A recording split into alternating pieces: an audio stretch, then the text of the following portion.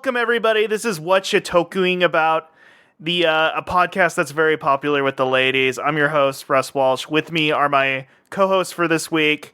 We have Hunter and Stix on. Welcome. Thank you guys for being here. Hello. Yes, and this week we are covering the first 14 episodes of Ultra Q. We're three people with poor balance entering the unbalanced zone. But yes. But first things first, this is the first episode on what I'm hoping is a longer journey. I don't know. This might be one of those podcasts where we record two and we have a blow up and Stix is throwing something at me like, "How dare you?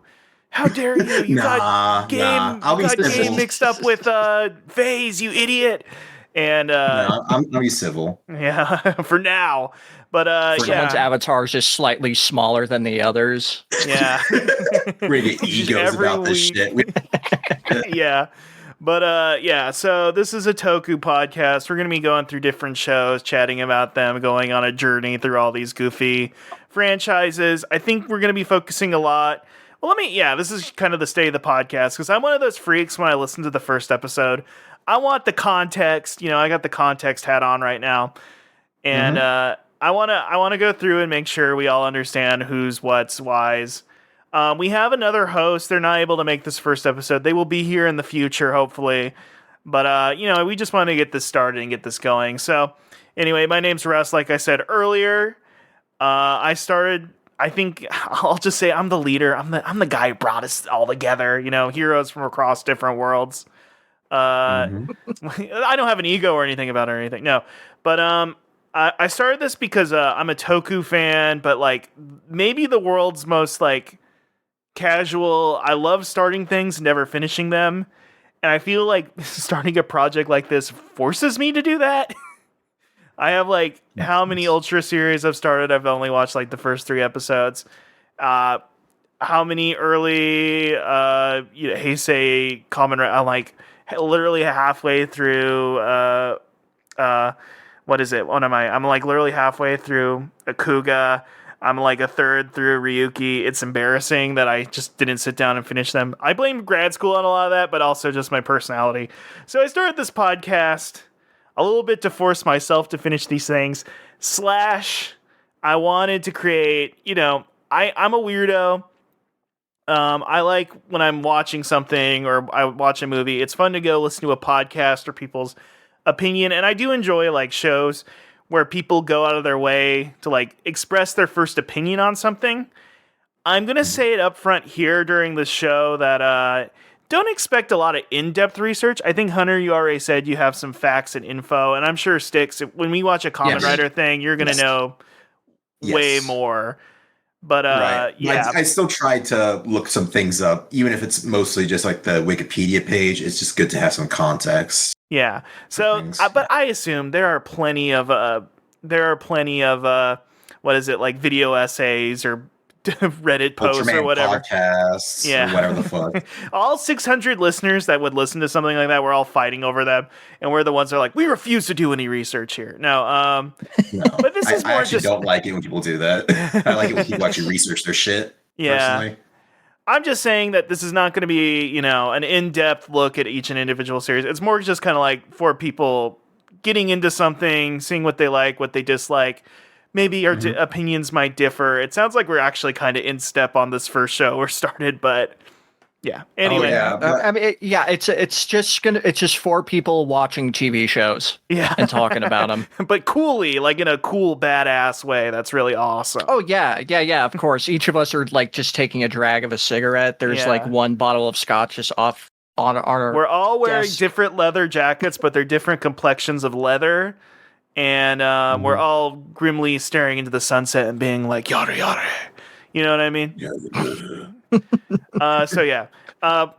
Since I already have chattered too much, I like all the big Toku stuff. I like Ultraman. I like Kamen Rider. It's funny, I got into all this stuff through Dawn Brothers, and then my interest in Sentai is kind of low. But we're gonna go into it. I mean, I'm always been interested in watching. Into it. I always am interested in Time Ranger and stuff. And I've watched a lot of the first Garo series. Didn't finish it, like I said earlier, and we'll watch Garo or something. But I'm always interested. Oh, absolutely. Through this show, I'd like to watch a whole rainbow of things. Old Rainbow of Sentai, as we will. Stix, do you want to go in and just kind of explain what you're interested in, what you want to get out of the show, and kind of the stuff that you're already a fan of? All right, so hello, my username is Stix. That's how I like to go by these days. I got into this generally through Kamen Rider around 2018-ish, I would say. Wow. This was basically because before that, it was like, okay, so around the time of like 2014-ish, Gaim was popping off because of the Urobuchi fans that were on anti-Twitter, of course. So it was like a gateway for them. Right. And I just saw I was kind of on the periphery of that. Of course, didn't watch it. Let's see. And then a little bit later on, I mean, of course, I would always hear like murmurings of, oh, this show kind of sucks, or oh, this show's kind of, whatever. Of like, they were going through the years of Drive and Ghost. And then, there were always ups and downs I heard over the years. And X8 happened, and that was like super popular all of a sudden. And that was pretty cool. And then Build happened, that was even bigger. And then it's like, okay, I should probably start watching this thing because it seems like it would be really appealing to me. I watched like a compilation of the openings on like YouTube, and I just kept on watching it over and over again, just really like in love with it. And finally, I just decided to watch my first thing, which was Kamen Rider Z-O, the Keita Amamiya film from the early 90s. And I really liked it. There's aspects of it that like remind me of 90s Dragon Ball in a sense, of course, because it's produced by Toei, and just of course all that cross-pollination type stuff. And I really liked the creature effects, just how it looked, and of course just the whole thing about it. So then I watched X8, and that was really hard to get into, really hard. And then, it was rough at first, genuinely rough. And then it got to a point, and it just hit, and I was like, "Oh shit, this is something." And then I just kind of kept watching, and I was just really into its like whole like almost Shonen Jump-esque, just kind of like writing episode by episode, just a crazy thing happening each week. And then I really liked the characters. I really liked the aesthetics, in general. And then I watched Build, and that just kind of blew it out of the water. And I was like, okay, I'm a fan of this thing. I'm gonna go back to the very start of Heisei, I guess, and then from there it was history. Nice. Yeah, for sure. Right now, I would say I've watched, most of Heisei Rider. The only Heisei show I haven't watched so far is Ghost. I've watched most of Reiwa, except for like Saber and Gotchard. I'll eventually get to one or two of those shows. I try not to be a completionist about this. I feel like that would be too much of a burnout thing. Oh, yeah. Trust me, you shouldn't be watching something just for the sake of watching it. You should watch it because you actually like it. I've learned my lesson over that. Except if you're assigned it on the show, then you will trudge through. You will battle the elements. I will trudge. Anything for content.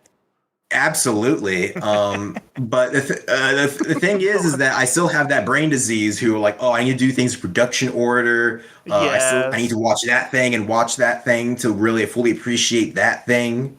So because of that, I'm kind of like in a mental standstill over my backlog where I want to watch as much Super Sentai as possible. I want to watch as much Showa Ultraman as possible before I watch the later stuff, et cetera, because like I'm of the belief of the first things you watch color your perception of whatever you watch in the future, basically, and it will affect your opinion. That's how I feel. I agree. Which can be a good thing and a bad thing, for sure. So yeah, Super Sentai, I've watched Dumb Brothers, and I've watched a smattering of other episodes of various shows. Like I've watched the first few episodes of, say, what was it called? Die Ranger, which is the show that came right after Zhu Ranger, which was the show that fueled Mighty Morphin Power Rangers. Right. Die Ranger is the one from 1993, martial artist themed. I've watched maybe like, I don't remember right now, but you get the point. I've watched like a smattering of things, like say when they did when fans will like to do like a live stream of like the live TV broadcast where you just watch it raw you're just trying to with all the commercials and shit. So I've because of how superhero time is structured, where it's like Super Sentai first, then Rider first, then Super Sentai. I would occasionally like keep watching for whatever was going on that week. So I would get like a little snippet of things. Ultraman. To get to the part of Ultraman here. I've watched all of the original Ultraman. The one that came after Ultra Q. Yes, the one that came after Ultra Q. Was it Shin Ultraman hype? Oh, yes. It was Shin Ultraman hype. Yes. Well, yeah, because I wanted to be informed and all that. And I watched a decent bit of Blazar, then I just kind of fell off. That's sometimes with Monster of the Week stuff. With Monster of the Week stuff, you're like, I'll get back to that, and then you kind of don't. Like I was doing good about like keeping up every week, because if you're back a few weeks, it's hard to catch up. But well, you were just like you couldn't relate to this ancient old man as the main character of Blazar. This ancient. Yeah, this guy who's a dad. He's not like a barely 20-year-old boy. Yeah. Just this who's like a supermodel from a contest. Yeah, no. Just turns into a giant caveman. Yes, I love that. Screams and throws stuff. Mm-hmm. Yeah. It was kind of funny. Yeah. I was kind of wondering, well, we haven't gotten to Hunter's backstory yet, so I don't want to talk too much about Power Rangers. I was wondering how much that was going to affect. But Power Rangers. Well, we'll get to that later. But, yeah. But sorry, I was just saying earlier that Shin Ultraman hype, and now we're in full blown Shin Godzilla hype, and I'm just like, I have been commenting on more Letterboxd reviews, like, so when are you watching Shin Ultraman? When are you watching Shin Kamen Rider? They're available. It's on freaking Tubi. A lot of the show, Ultra Q's on Tubi. It's everywhere. Anyway. You just got to find it. Anywho, sorry, Hunter. We have left you in the dark for too long. People want to know where you come from, what land of light you seek. Oh yes. Well, I prefer waiting in the shadows. To make my grand appearance. So I'm Hunter. I go by Spider Slash on most everything. Mm-hmm. In regards to Tokusatsu, so original original Power Rangers fan. Right. I was there from Mighty Morphin, I want to say all the way up through Jungle Fury. I was that was the 2008 one, yeah. Hardcore fan. But it moved to a channel I couldn't access anymore, so I stopped watching it. Was that like Nickelodeon for the 8th time? It might have been like ABC Family or Disney XD or something. Yeah, you stopped literally apparently the year before it was like the last good one. Oh my god! Before the weird Gokaiger one, the weird Gokaiger. No. The last good one was RPM, according to like most people I know, and that was 2009, adapting the 2008 Sentai. Yeah, I had a friend of mine tell me that too. I was also a very, very big fan of Superhuman Samurai Cyber Squad. Yes. Fun fact, longer than the show it's based on. There are more episodes of that than Gridman. Yeah, just squeezing out all the stock footage they could have out of it. Wringing it dry. That's awesome. After that, I unfortunately became one of those guys in middle school who was like, "Oh, this stuff looks stupid. Oh, it's made for babies. Look how fake this fighting is." And then I remembered that I was a Godzilla fan, and I grew up. Oh man, I need to get into my Godzilla history later, but oh my god. After that, I still didn't watch any of the shows. I had a friend of mine who was watching Gaim as it was airing, and I saw the first episode of that, and I thought it was cool, but I didn't engage with it. Then I saw one image of Drive, and something like a switch turned on in my brain, and I started liking that stuff again. Fun fact, I still have not finished Drive. To this day. You watched the episode? So with Kamen Rider Drive, I've gotten halfway through it. The problem, and I'm so glad you brought up the chronological thing, because it'll relate to the stuff I have watched, but with Drive, I was literally watching stuff in chronological order. So I was watching the show and then the V cinemas and the specials no, don't where do they that were with supposed to be. Tribe. Fuck, I still haven't done Never that do with that. Tribe. Fuck that. Never Fuck do that Tribe. with anything. It is a terrible idea. It's too much and it's too annoying.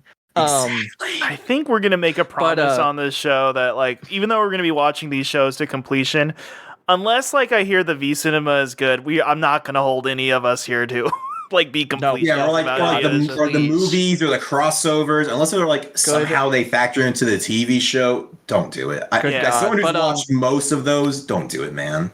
But it wasn't until, and this is why I laughed when you brought it up.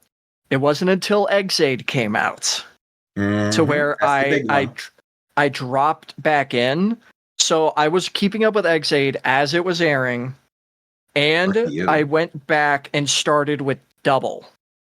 That's a good one. And then I watched everything in release order until as Exade and Build were airing. I was watching everything in release order.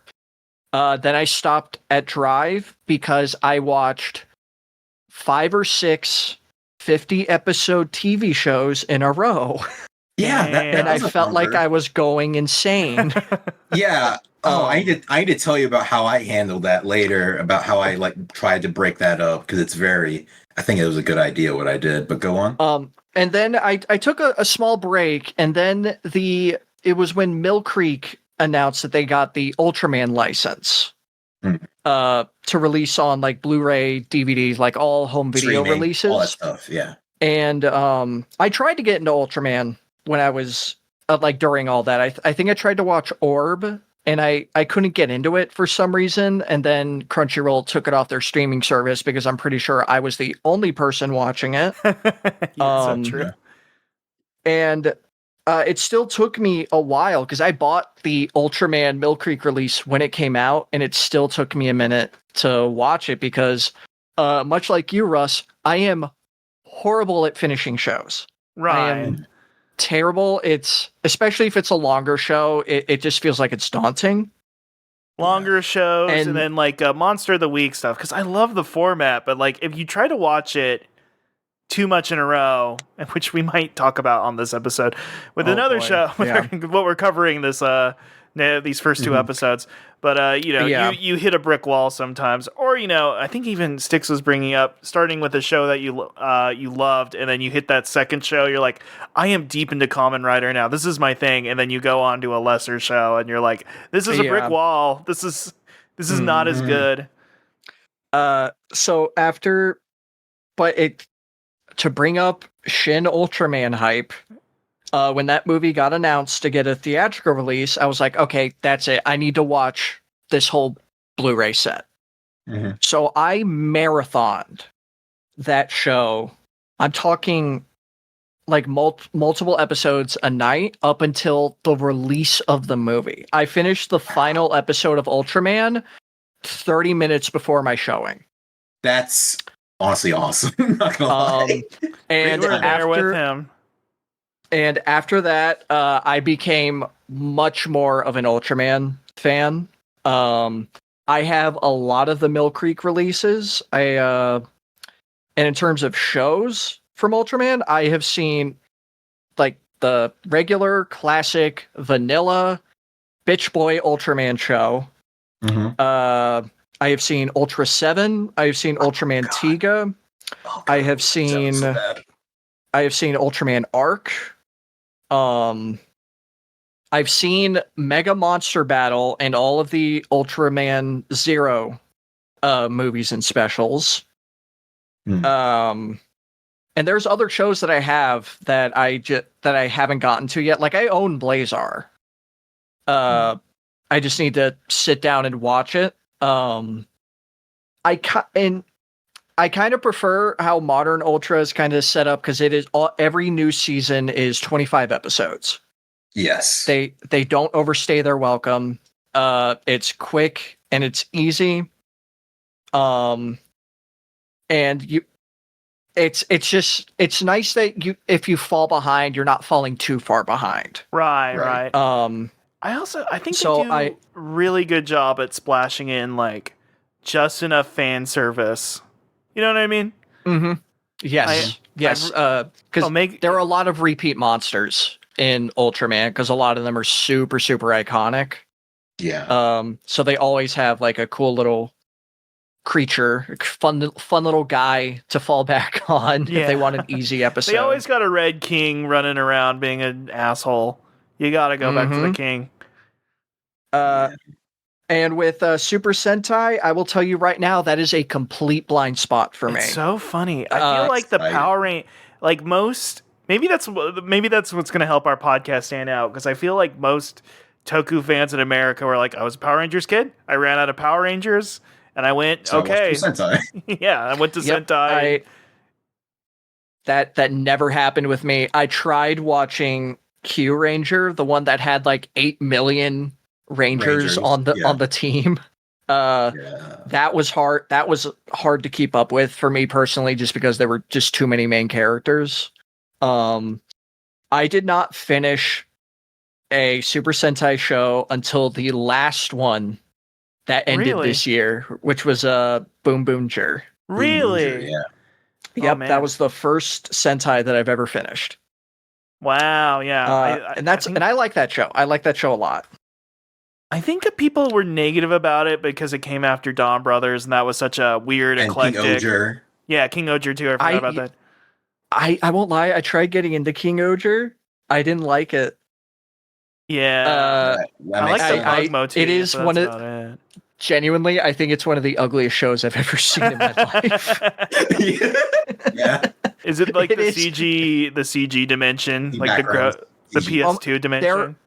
There is not a single real world area in that show until I think like episode 4. It looks like a PlayStation magazine demo disc menu the entire time.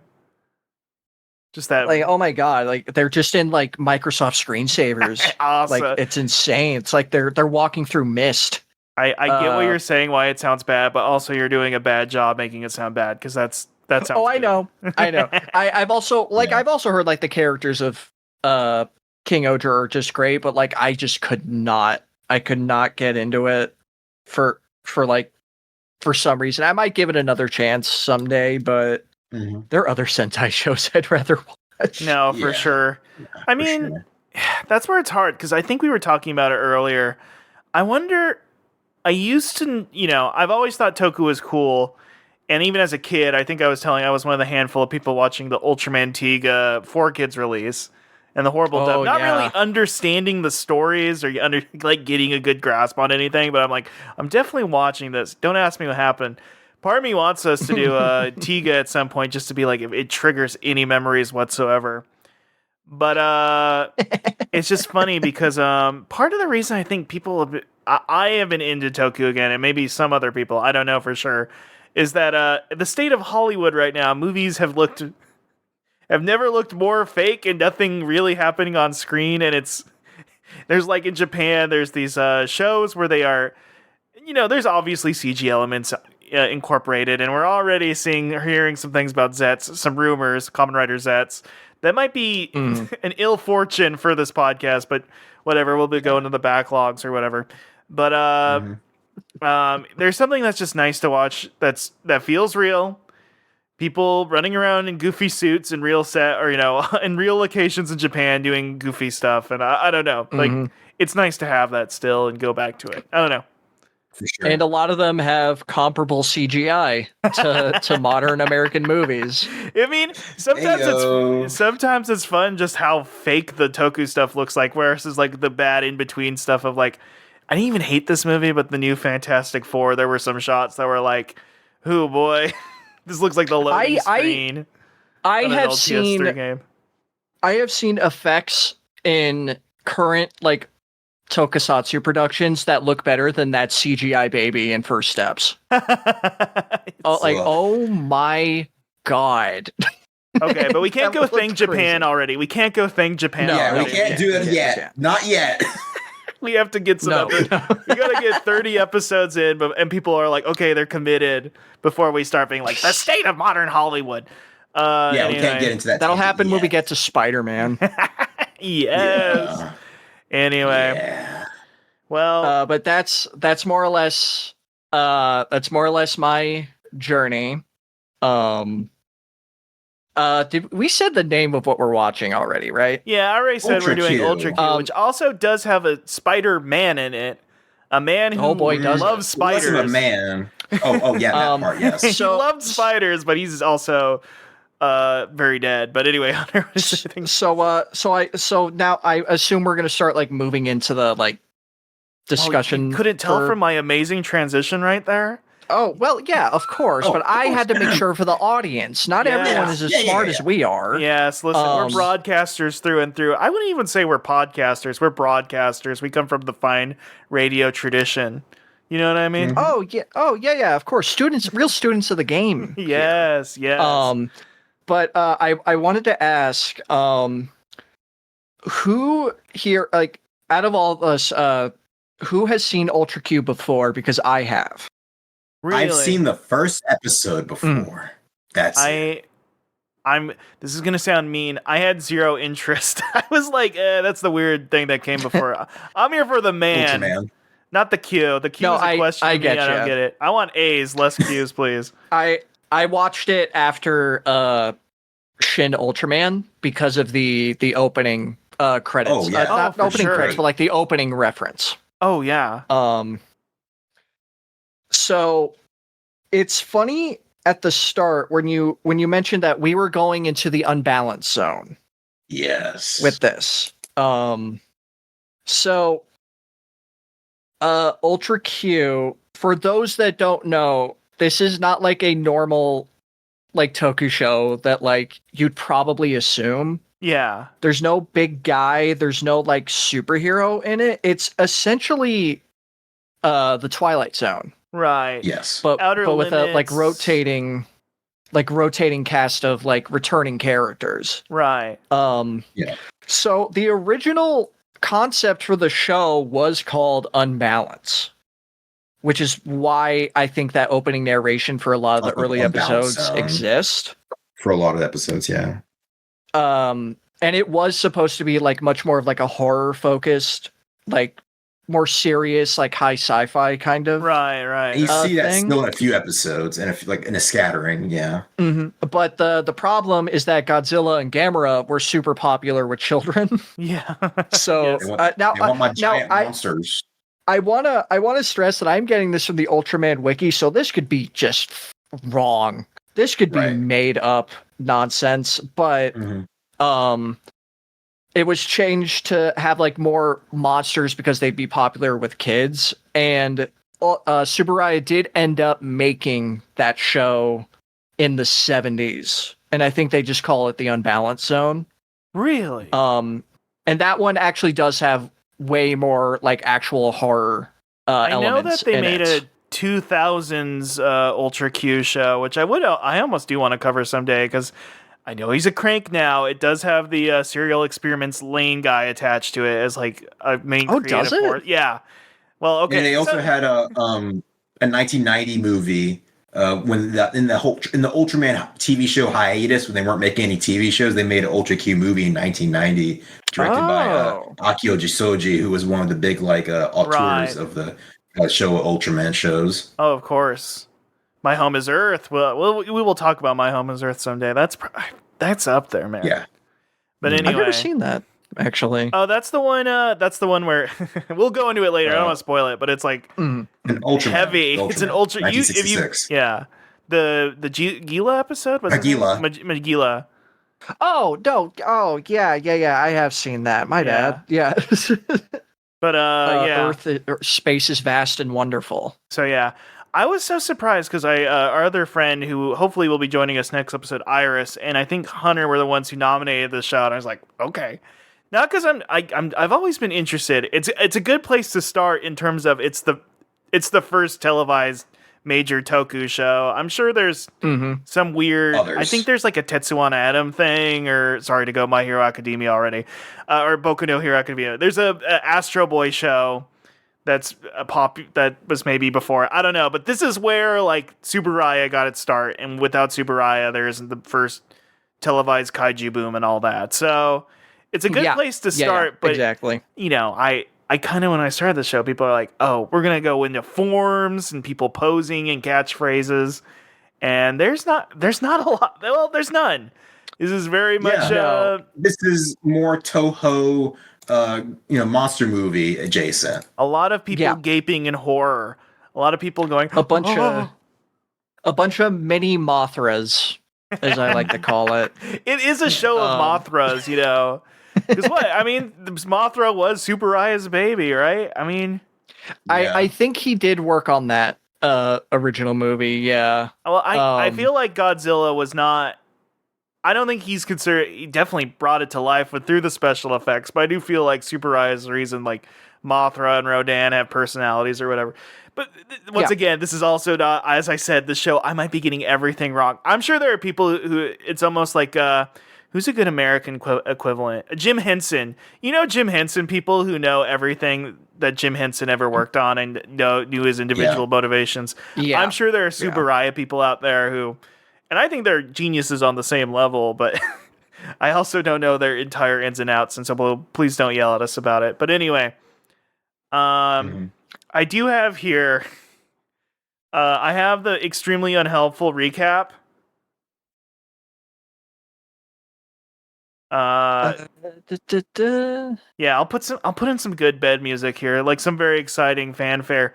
This is gonna be. I was like, we could try and do a recap, but I hate recaps in podcasts because I don't know, they're boring most of the time. So I've reduced every episode to one sentence description. I'm hoping in the future I can assign everybody individual episodes to recap. But that'd probably be a good idea. But I think for Ultra Q, like, you don't gotta go too deep on this. Yeah, maybe in the future we'll keep it to like actual proper single sentence recaps. But right now, I didn't want to assign y'all homework without understanding the assignment in the first place. So here are my quick recaps of every episode so far in Ultra Q. We have episode 1, Defeat Gomez. We had a Poindexter nerd defeats pre-used Godzilla through exposition. Yeah. I will say for Defeat Gomez, I think this is a great first episode for a TV show. It is good. Yeah. It definitely does feel like Tsubaraya. It sets the mood. Tsubaraya sat down and was like, okay, I got to get the people in. I'm going to do Godzilla at home. The literal Godzilla suit that they use in this, that's not the only kaiju that they're reusing. Litra, the big bird thing. Yeah. That is a reused Rodan skeleton. Awesome. Yes. And for Shin Ultraman, as a reference to them reusing the suit, they use a Shin Godzilla model for Gomez the intro to the movie. Yeah, okay. All right. Episode 2, Goro and Goro, local simpleton stops ape with thyroid issue. Big monkey. Okay, so this episode felt like almost like a redo of like King Kong versus Godzilla. It was. I think it reminded me of that a lot. It's so, but like, bro, like you're just watching this big ape drink milk. Like it's yes. So, they do a lot of practical things to make that look convincing. I think it was cute. Why would an ape be big? I do like that they sat down in a room and had to think about like, okay, how would King Kong work? Thyroid issue. We found it in an encyclopedia. You know, he's got to drink the walnut potion. The walnut potion, right? And because like our recurring characters are reporters, you can also bring the sort of like what is it called? Like what was the thing they were critiquing with that movie, King Kong vs. Godzilla? Like the whole like mass media hysteria about like cashing in on like it gave me some little bit of that, a little bit. We'll talk about the Three Stooges a little bit later. Okay. I got some weird things to say about them. All right. Although one of them is one of them does go on to be in the original Ultraman. Yeah, she becomes. Yeah, we'll get to that later. Yeah. Episode 3, The Gift from Space, the Blues Brothers. I'm just going to say now, this episode taught us that the Blues Brothers were the most hated men in Japan circa 1966. They hated the Blues Brothers. I couldn't stand them. We both had the same thought, because I wrote in my notes, Dan Aykroyd steals golden balls. Yeah. My notes are like, I like how slimy and wet the alien slug monster looks. I did That's too. all I got. I thought That's that all I looked got. cool. I don't Yeah. remember the name of that thing at all. I know Me it's neither. It's I liked that the end was like a fucking like who gives a shit. There's a giant one just outside their fucking building. Yeah, they kill it off screen. They don't even show them doing it. They're like, let them run around. just They'll threw pour some Yeah, salt it's like, on it's like it. a separate egg. It's a separate egg or whatever. just threw some salt on it, and it just was out. Yeah. Anyway, the mammoth flower. This was Tsubaraya's first attempt to get away from expensive suit actors. I actually What's like your thoughts on that? But I actually like this episode. I couldn't. it's a lot of spectacle for sure. Yeah. I just A remember lot the of flower. miniatures. I think it's really neat. I think they put a lot of money into it. Okay. Like the destruction of everything. I don't know why I wrote this. I wrote Vampire Plant Dracula. I don't know. I think. You must have been woozy. Because the plant drank blood. Oh yeah, That's did because do he had that. thorns. Yeah, That's creepier than I remember. Dude. This episode definitely has eluded my memory. I'm gonna be real. Just remember, like, this There's a lot of fun like building destruction stuff. Lots of fun I think building destruction. a lot stuff. of good peril in this one. Yes. I actually like it a lot. Mhm. All right. Pagara's here. I wrote that John Carpenter's the thing, but if it was a penguin that had ice breath. And This was easily the best one so far. at this I point. agree. I 100% it had agree. vibes. It had vibes. I like Okay. Peguila. I like the And weird basically none walrus of the thing. regular cast, for one thing. Right. Except for like the pilot science fiction writer who works for the newspaper sometimes. He wears a lot of hats. Jun Jome, that guy. Fucking guy. Yeah. Like, It's funny because I forgot about it until later, and a later episode we'll go over. But they were like, "You went to Antarctica," and they were like, "They did." They did. I remember. yeah, it was the first. Yeah, it's of course. It's How the do you first forget about follow that? up of the series. I know. Yes, I had it a was. minute there where shocked. I was like, "Oh yeah, he did go to Antarctica." It's hard to remember. Okay. I don't know. That was pretty memorable. Okay. Episode 6. Grow up, little turtle. This kid would have failed the Voight comp test in Blade Runner.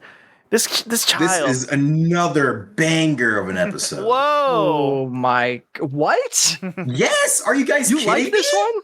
I love this one. I liked it from like I thought the direction was actually pretty good, and I thought the kid actor did okay. I just had a hard time watching children torture animals for minutes on end. Yeah, those little kids were Okay. psychos. Like, Okay, oh my okay. God. I know you're talking about the end of the episode where all those classmates were like bullying their fucking baby turtles, I guess. But I think I really liked it as a whole. Like, let me go down my list. So it has a cold open. Ultra Q theme just does not play. The iconic like da na na na na na na na na. Great theme, by the way. Awesome theme. Awesome, awesome theme song. It's such a fun. It like upsells the fuck out of the series. I love it. Mm-hmm. The opening credits have a more chalk-like font. The direction. This is like the first like real kid-focused episode. Yes. Yeah. It's a lot. It's very singular. Like our Three Stooge reporters are barely in it. They're like cameos practically. Mhm. Yeah, they're like they just show up in the middle of the episode and they just disappear. It's like okay, they exist. They have a real ass turtle. He goes to a different dimension and some surreal ass like shit happens. It gets blown up. And there's like a theme. They go to a fucking theme park. They do like little quirky set pieces with that. They have a camera in the roller coaster, and then like the Otohime, right. whatever girl. Like she like kept rubbing her nose as a little like tick. I don't know. I thought it was great. Like it like. I don't know how like compared to everything else, it was like, oh, I'm locked in. I'm interested. I guess listen, it's that kind of thing where it's like it was crazy, and I did watch the whole thing with mouth agape, but it definitely felt like as much as we don't like the 3-act structure, having a beginning, middle, and end. People have problems. People try to figure out the problems. The problem is either solved or it's not solved at the end.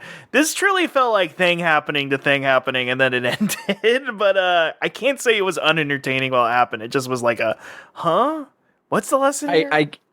I get too hung up on like how like the turtles get treated in the episode to really like super get into it. I totally understand that for sure. Like, but I will say the giant turtle, which is just a man on his hands and knees crawling in the sewer. I thought that looked great. I thought the effect of turning the footage transparent so he goes into the wall. I thought that was charming. That. I thought that was cute. There, yeah. What was another thing? Okay, so they do like a thing. Oh my god! I swear to God, they reference like getting bombed, like the kid that like, and then he shows like with a face of suit. It's like it's only been 20 years since Hiroshima, and they were okay with it. Yeah, this little kid says, "This is a thermonuclear bomb. Aren't you scared?" It is Looney Tunes stuff. I'm sure there's some sort of like the young generation doesn't get it, Isao Takahata. They just don't understand what the horrors that we faced, but it was very goofy. I mean, kids are little shits too, so that probably. I like that he was a little. I don't know. I like that he was a little shit, and it was mostly like based off like Japanese fairy tale type stuff, right? Like, the anime thing, and like I don't know. It was just a cute episode. I think I was talking with Hunter about this earlier. That this show really does vacillate between fairy tale and then sci-fi parable, and sometimes the two kind of meet in the middle in a very strange place, which we will talk about later. But then you can tell they wanted to go further with some of the episodes, right? But. So yeah, we had episode 7, SOS Fuji-san. It's the story of about it's cool that in 1960 Japan, you could be a weird guy who lives in the woods and everyone was just cool with that.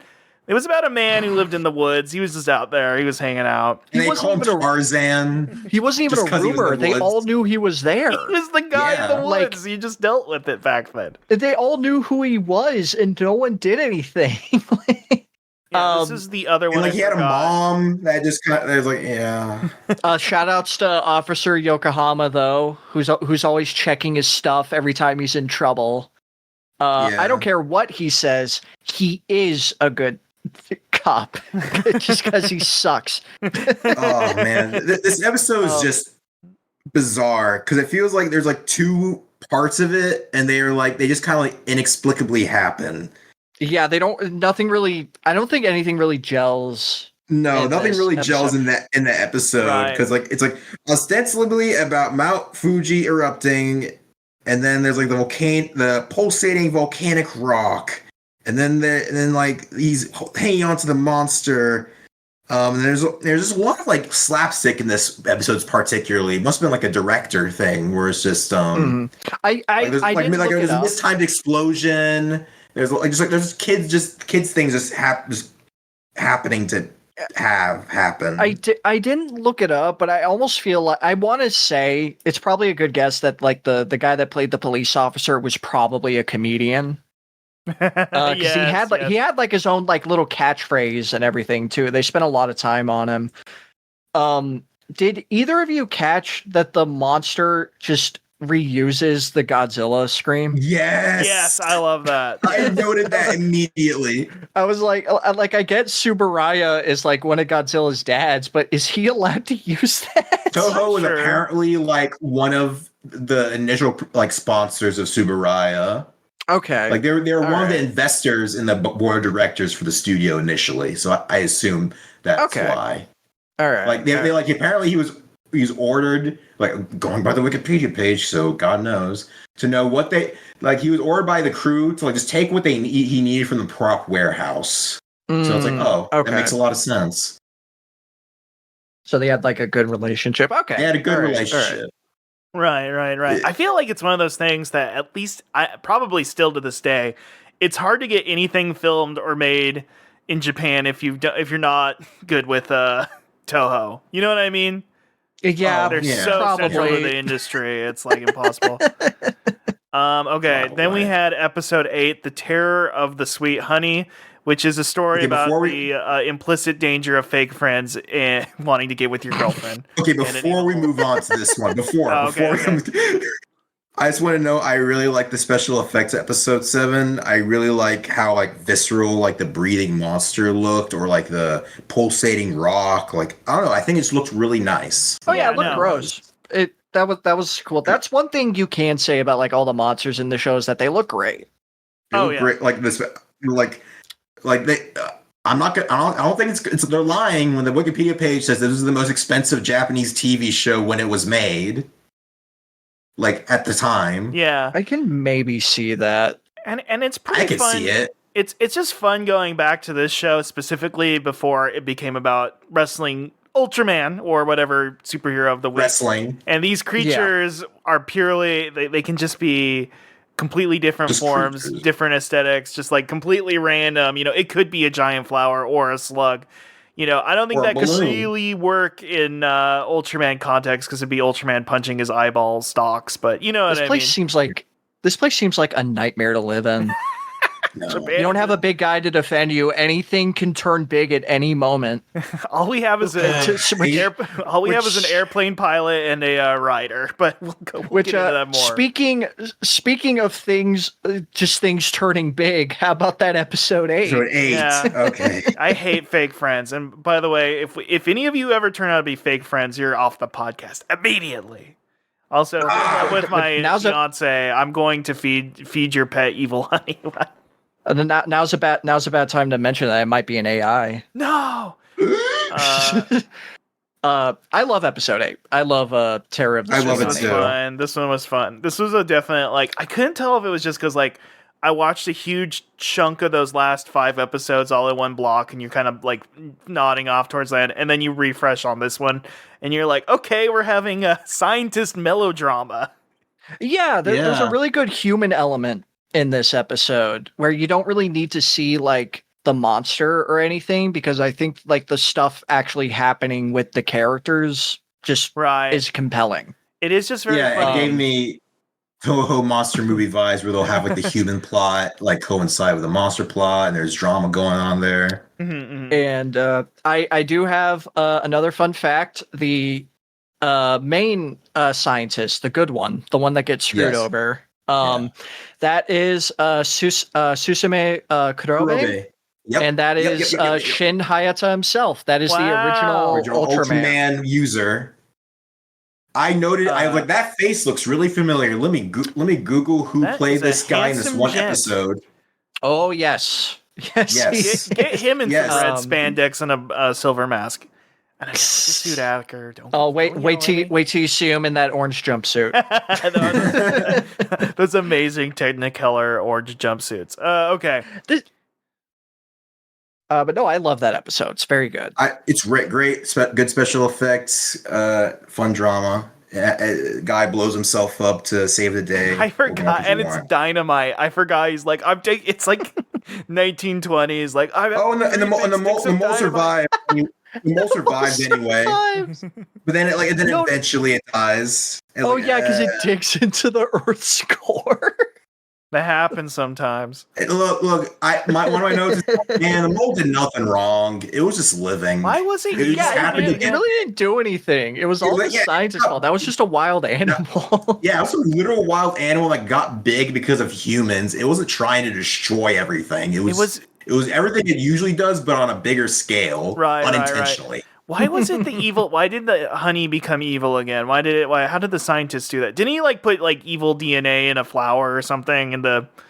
I don't remember. I had to make a note for that. I think that's what it was. I think he messed with the formula and he fed it to a subject that probably wasn't supposed to take it. Yeah. So that, so it messed, because I don't think, call me crazy, but I don't think Shin Hayata was trying to turn animals into skyscraper creatures. It was about Honey Jellion, whatever the fuck that is. Neon Genesis Honey Jellion? Okay. Yeah, anyway, so then we had episode 9, Baron Spider, which was about what if the snuggliest spider puppet in the world gave Japanese teenagers hugs. I thought the spider was so cute. It was I love this episode. Oh, yeah, wow. I like when sometimes you get to one of these old tokusatsu shows and you can tell that the writer saw a movie that weekend and decided to turn it into a TV show because someone 100% saw like House on a Haunted Hill and decided to put like a big spider in it. It's cool. Who the hell were the other two that were with the main crew? Who the hell were those? I don't remember their connection at all. Like the guy with the weird beard. Yes. The hot lady. I don't remember anything, man. I also love the whole the whole thing is if you have a weird and creepy obsession, you're a bad person and you should die. Because this guy loved spiders too much and it killed his fiance. He simply was too. He had a hyper compulsive obsession with spiders. You know what I mean? Just killed her.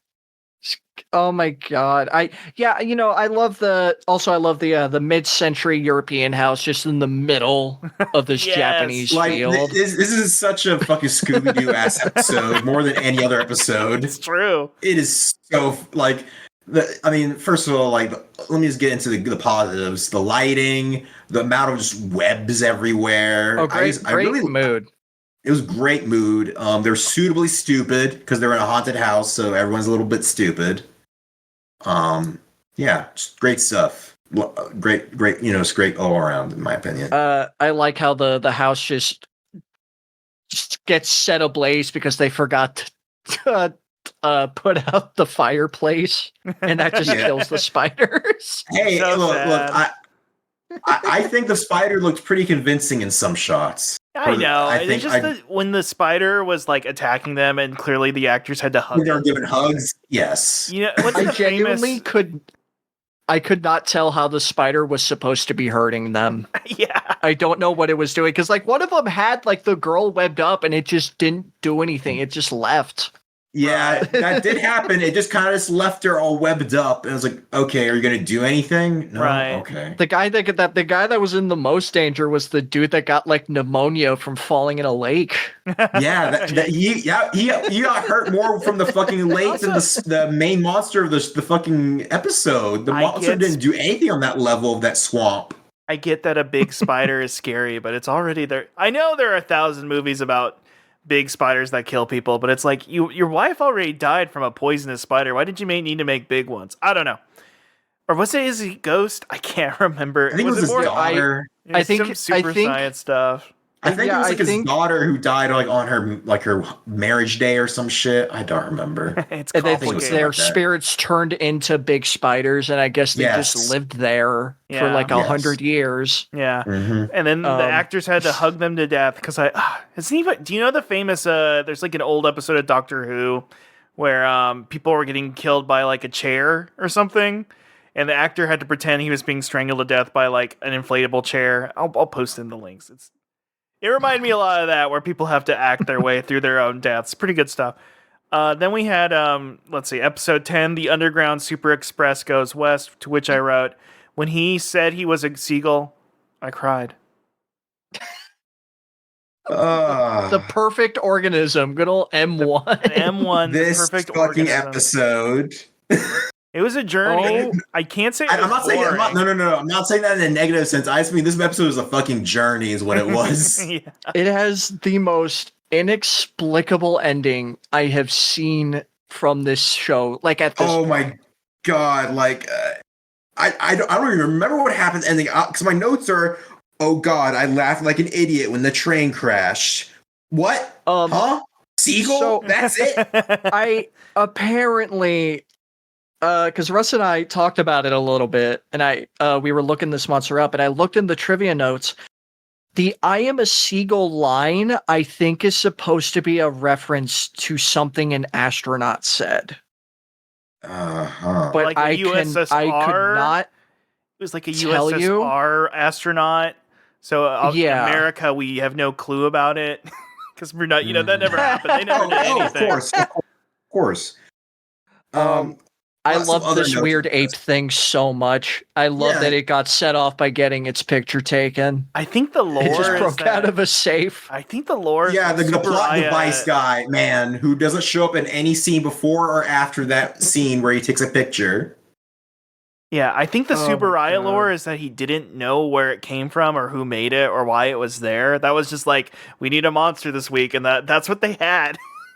Just looks in the storm room like, what the hell is that? Yeah, some goofy ass lips. Oh man, the next episode I really got to make the slideshow. I didn't make it. If you're watching, Wait, no, I have some more stuff to say about episode 10. No, I'm just saying I need. So then I could show the image of this guy because he's nutso. Oh, I'm just saying that great. if we have a YouTube viewer, thank you for watching on YouTube.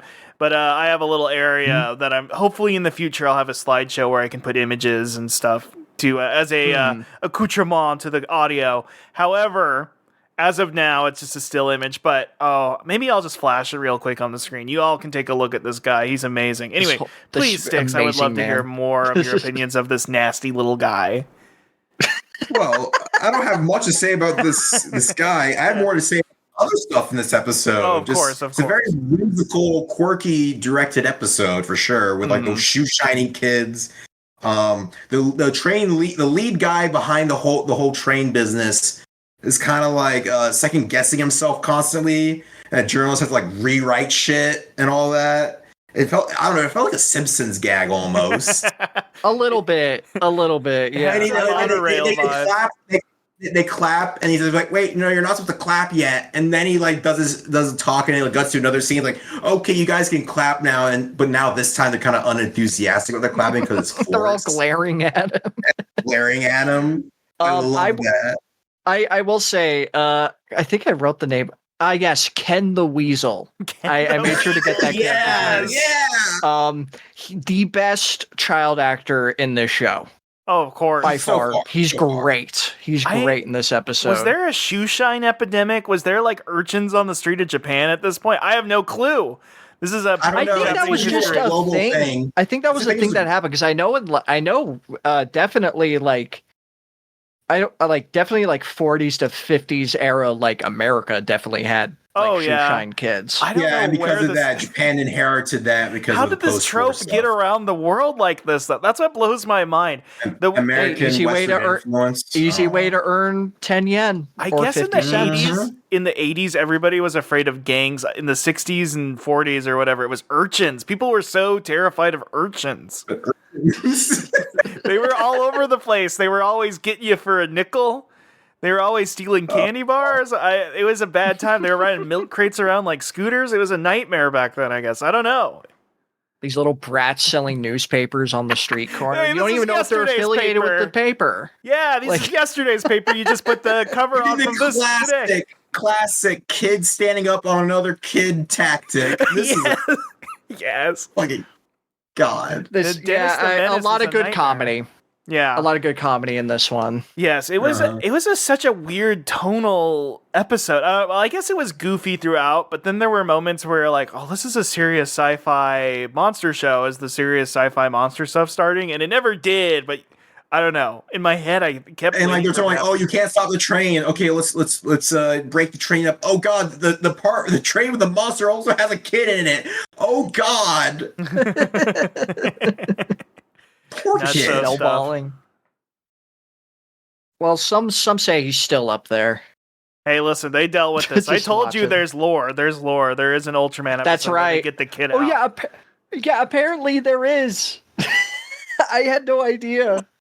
And one of the Ultramen in like I don't know, I think 80s era, after the first big Ultraman break, there is an episode where Ultraman does get that kid out of space, but we'll get into that in the future. M1 does return. Oh my, that's some crazy ass lore.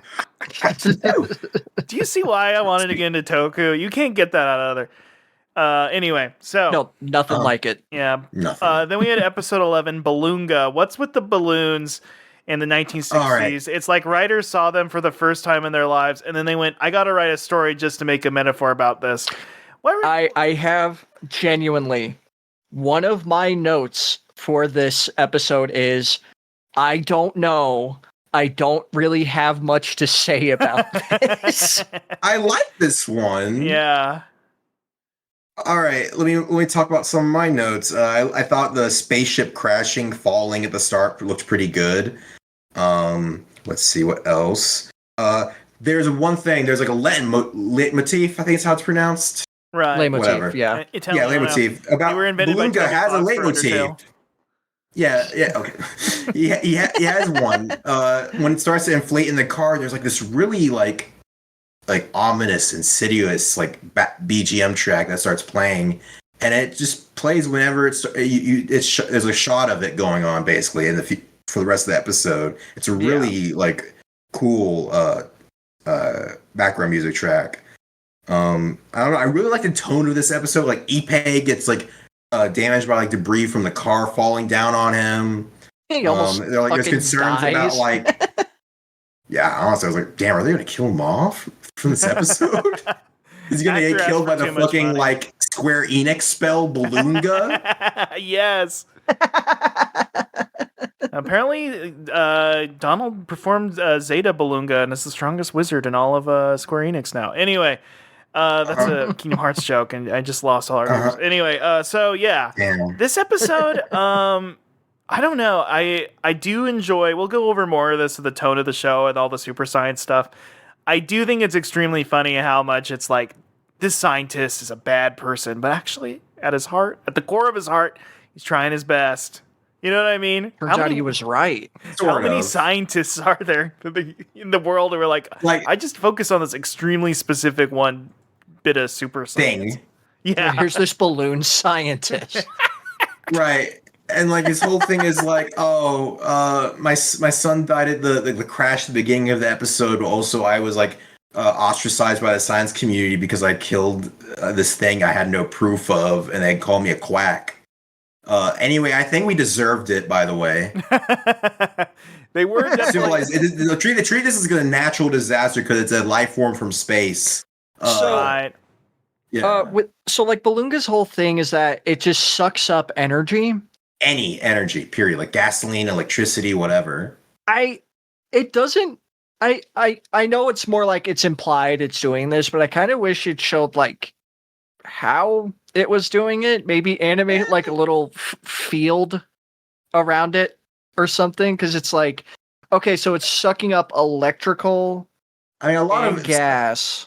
I mean, a lot of scientific things in real life are technically invisible, but I get where it's true. Yeah, are you just saying that a lot of it was just people flicking lights on and off and going, oh, the electricity's not working. Balloonga at it again. Yeah, well, budgeting. It's smart budgeting, right? Right. Yeah. I like think Balloonga should have had a gun and it should have shot everyone and it should have been more mean. But that's just me personally. I like that it went into the sun. Yeah, it's like well, is it like who will subsume the other?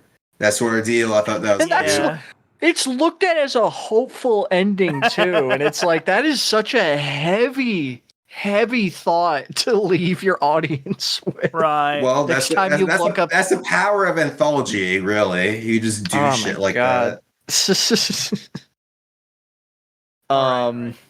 Episode 12, I Saw a Bird. All I wrote was extremely accurate title. Yeah. Oh man, I was zoned. This is like one of the few episodes I was genuinely zoned out. This is genuinely, I think this is like out of all the episodes we watched, this is the most worthless one. Okay, thank you. I felt bad watching this one because I felt in my soul. I was like, they're gonna be like, oh, it's the Rodan skeleton. Oh my god, the lore. Oh, the lore. And I was gonna sit there and be like, can this kid be quiet for 10 minutes? I was more interested in the friggin' ghost ship than I was in this kid. Yeah, I was like barely like, was that a ghost ship? What the fuck? And then it got destroyed. I was like, what? Huh? That was at the start of the episode. What? I don't. It's so dull, and it is crazy to me that that bird was one of the monsters they picked to be in that Shin Ultraman like opening. Yeah, like was this like really one of the more memorable ones? Really? Maybe. I guess it has like a really memorable credit sequence. Right. Maybe. Yeah, that's like true. They save the credit sequence for the very end, which is rare. That wasn't before. Maybe if you were a kid or something and you watched this episode as a child, like that feeling of you feel like, oh my god, this is like the kid dealing with the monster. It's like a My Pet Monster stuff, which is classic trope. It's still used today. People love it. It's just, gosh, I had a hard time getting through this one. The thing with it was like, okay, we have this white bird, which is just a literal real life white bird, but we have to pretend it's from the prehistoric era for this picture where it has bat wings and is apparently 30 meters wide. Great illustration, by the way. Great illustration of that bat creature. That was awesome. Oh yeah, that looked awesome. I love how during that scene they had one of the characters had to say like, "Hey, wait a minute, but the bird we saw doesn't look like that. It's more like a finch." Yes. On my fuzzy CRT TV, it looks way different. I don't know. I couldn't tell. That is oh my god. That is like the one crazy thing about like Ultra Q, like watching it now. I don't know how you guys watched it. Tubi. Tubi. So I own the physical Blu-ray. Mm-hmm. This show looks too good. I think they touched it up too much because boy, can you see every detail that they didn't want you to see. You can see some wires sometimes. Oh yeah, you know Tubi. Just I don't know. Yeah, a bird. We saw the bird. We saw the bird. I loved that moment of like they're fucking all those police officers are all so super scared of this tiny white bird, and they were jumping on it like it was a fucking that was like so funny. guy with a guy with a fucking gun on him or like a Nerf gun on him. Excuse me. Just grown ass men. They can't take care of a finch. And then there's the special effect of it growing and destroying shit. So it destroying shit. That looked kind of cool with the like silhouetted effect. That looked really nice. Yeah, the silhouette. That looks nice. I was talking to Hunter earlier. I feel like this is an episode they wrote backwards because I think Tsubaraya figured out a way to like do a convincing syncing up a puppet flapping its wing to like wind destruction effects. You know what I mean? Yeah. I have no way of confirming this, but it feels like he came up with the effect and then told the writers or whoever he was working as, please make an episode around flapping in murder. I don't know. How do we get to this bird? I don't know. Let's just have him pal around with a kid who wants to live on a deserted island. Yeah, I was wondering, because again, I was just super zoned out. I was like, so who was this kid's guardians? Were there those weird sailor guys? Were they his guardians? It was the sailor guys. Was he a cabin boy? Yeah, I don't know. Like he stole a boat and he went into like a makeshift little thing. Apparently the whole town knows who he is, so maybe he's just like Bird Island just boy. Like how 8-Boy or Tarzan were known men. Who's to say? Listen, there were a lot back then. There were a lot more like creatures on the fringes of society and an abandoned island. So maybe he was like, I mean, we already talked about in one of the earlier episodes. There's really a wild man who lives in the woods that everybody's like, yeah, we all know him. He's just a valuable member of the community. Let him do what he wants, but if he steals one of our boats, ooh, he's in trouble. Ooh, that's a boat. Chill. Boats don't grow on trees. They're made out of trees. Okay. Episode 13, Garadama. Is Garadama to Pigmon the first Piccolo-style redemption arc in the history of fiction? Oof! Yeah. Well, my favorite robot. Yeah, it's a robot. Yeah, I was like, why does he have metallic walking noises? And they're like, later on, they're like, he's a robot, I think. This fucked up little thing. I don't know what you would call Pigmon. I am not calling Garamon. I am not calling this fucker Pigmon. I'm sorry. Yeah. He's such an organic creature to me. I can't imagine him being like a robot. He has bones. It's like arms and legs are bones. His skin's made out of leaves. He has a little weird walk with like his little hand sticking out. I love this creature and I love the suit actor so much. He's the least threatening monster ever because the dude was just walking around and flailing his little hands. Right, but the thing is, he was giant size. That's the only reason he was threatening here. Scary though. Yeah, scary. And they smartly made him humanoid size in Ultraman. Yes, thank God. Make him like a little marketable mascot. Yes. Russ, I hear you were about to say something. Oh, I was just gonna say that. I don't know. It was so funny watching the scientists stare in horror, like Godzilla-esque horror. My word. a creature of this design, this nightmare. This doofy looking dude. They acted like he was a boss from Bloodborne or something. Like he was like My and I gotta say, look, I get it. If I saw a creature that fucking huge that looked like that, I'd be like a little bit scared. I guess you're like, right. oh god, Yeah. oh god, am I gonna die because of this? Like, if I saw that shit out of my window at night, like a jump scare, I'd get fucking spooked. Listen, I might be going a little nostalgia critic on them, screaming at them, but it's just so funny.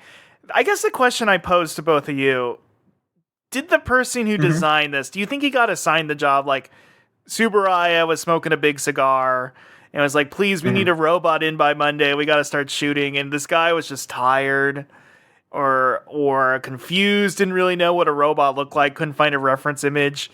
And he just brought this in on Monday and was like, that's a robot. Or do you think it was I'd love to know who designed this, the origins of the design, like the etymology of it. I'd love to know. Or do you think it was like Tsubaraya found this like freak on the ground and went like, that's a robot? And like, no, it's not. Well, deal with it. It is now. Just gluing literal just rubber pieces onto just this creature. My favorite part of the episode was when Pigmon broke the dam, and you can clearly see that the actor tripped and ate shit. But they couldn't use a second take, so they cut to Pigmon like deliberately destroying stuff in between him falling down. It happened. Okay. Well, the crazy thing about this episode is that there's a recurring theme in these episodes where like a big destruction moment will happen and some human characters will be flailed around like in a vehicle or something. Right. And they'll live. And you're like, they're not dead? This is one of those moments. Or you'll see like that. You'll see the boat flying in the air after the first dam gets destroyed, and like the flowing water destroys a bunch of shit. And it's like, oh my god, that boat's like stuck in a mountain now. It was flipping in the air, and you go inside, and like the two girls, they're banged up. Like it's not like they're like unscathed, but it's like, yes.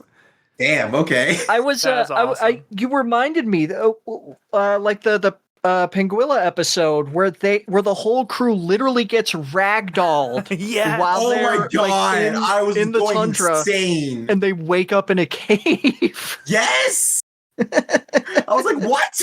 That happens. That just happens sometimes. Okay. You hear one of the guys go, a Toho movie. Those fuckers would be dead if this was a Toho movie. Oh my god. We love. I think we're all in agreement that this episode is perfect. Yeah, no, this is great television.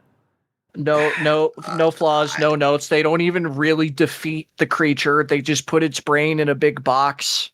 And then it gets brain dead. It starts drooling. That's literally it. Like, but hey, this might be an alien invasion. It's like, oh, I guess like, this is stuff you'll do later. Yeah, great. How are you going to move the box, and what are you going to do with this thing? What about the town below that just got flooded to hell? Anthology. Yeah, Shoot.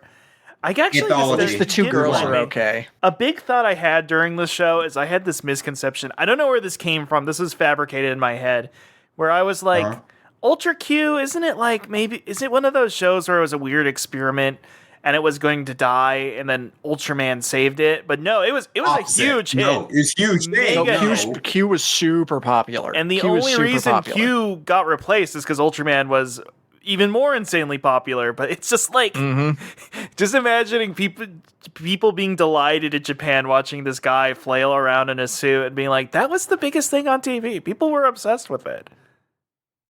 Look, I mean, never underestimate the power of a little guy. It was Toho level destruction on TV. You could watch. You don't have to go to a theater for it. You could see Toho level destruction on your TV. I think that's pretty impressive. Yeah, no, for sure. I think that was like a big part of it, just the spectacle of just it being on free TV. Oh yeah. We even our last episode we watched for this, Tokyo Ice Age.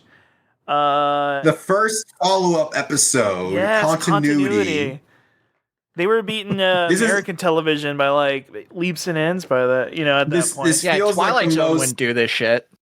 This feels like the most broadcaster. I don't know, makes the vibes like, oh, this feels like the most broadcaster like idea episode. Like, oh, giant monsters. Let's have Pagila from that the Thing ass episode. Let's have him attack Tokyo like it's a Toho monster. Okay.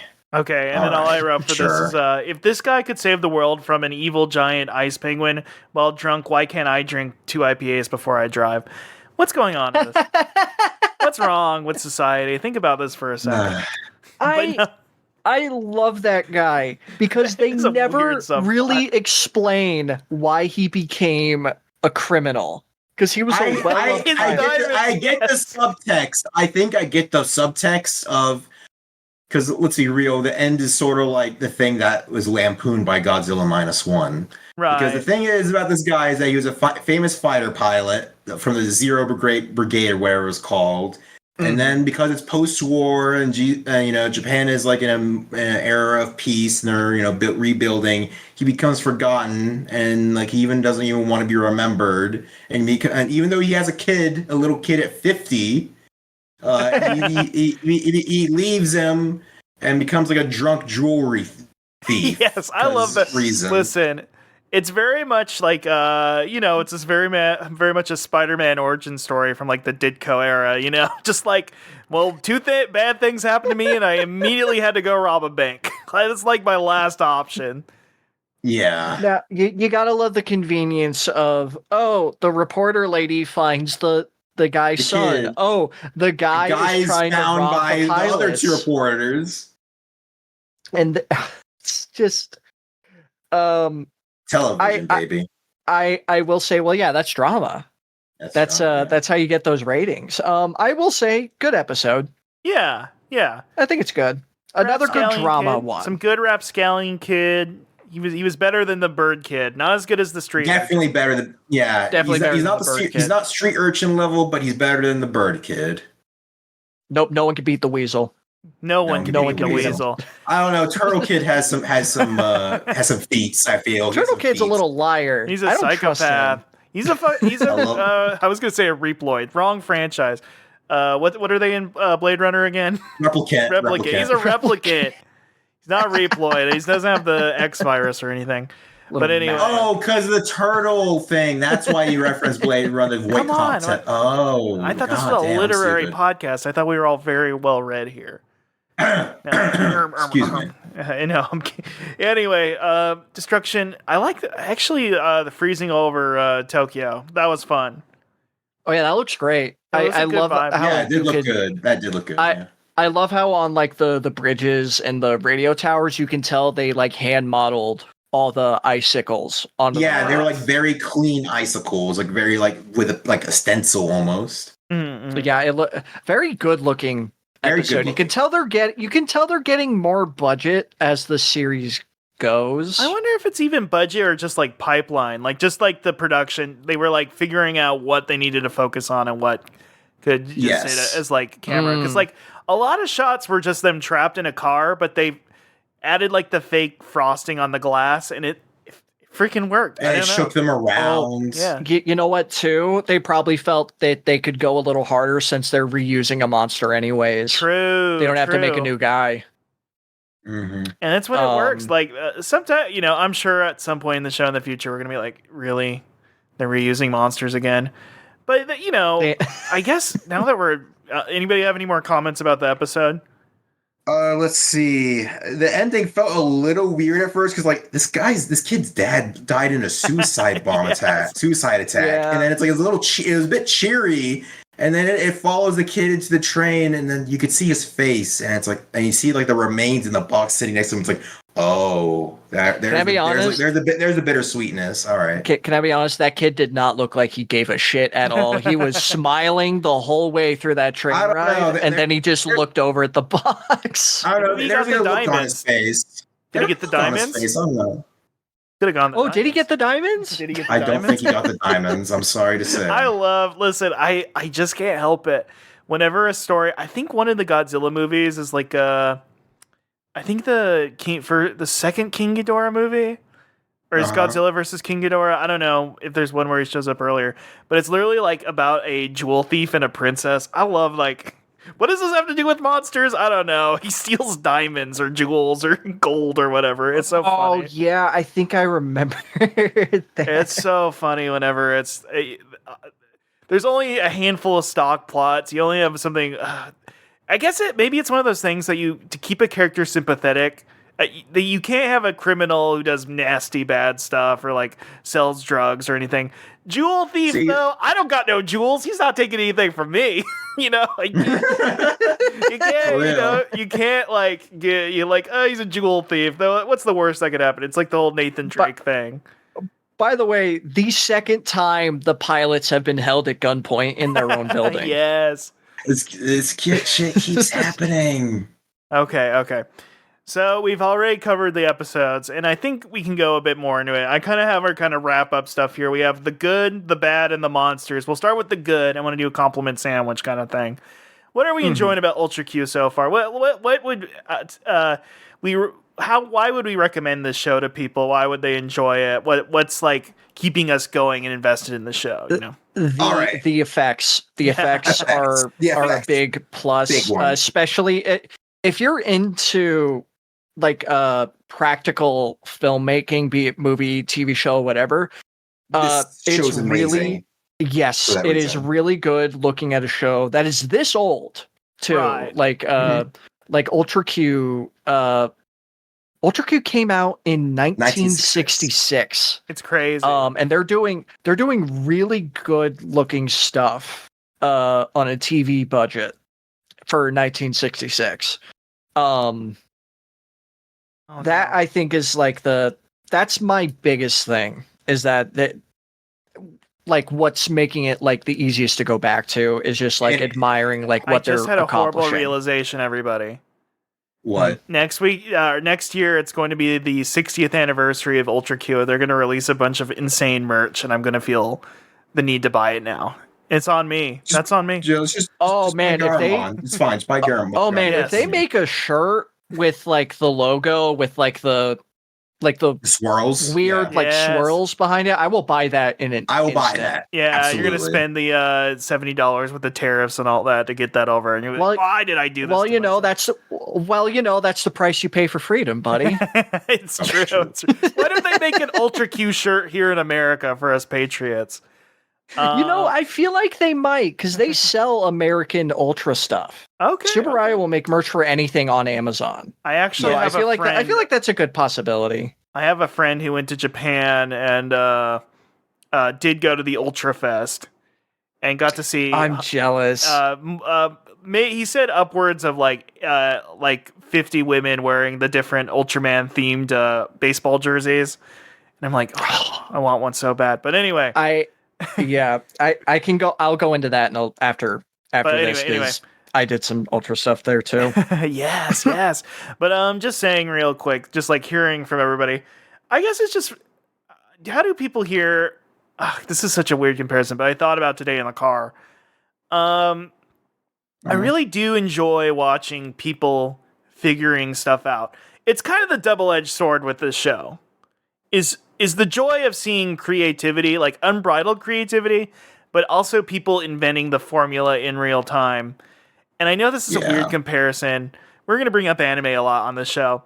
There are a lot of people who don't like JoJo's Bizarre Adventure Part 3. I can understand that. But there's also why. But I enjoy him figuring out the formula. Araki figuring it out. And you almost feel that in this show, like the weekly Toku, no superheroes yet, but they're getting there. You know what I mean?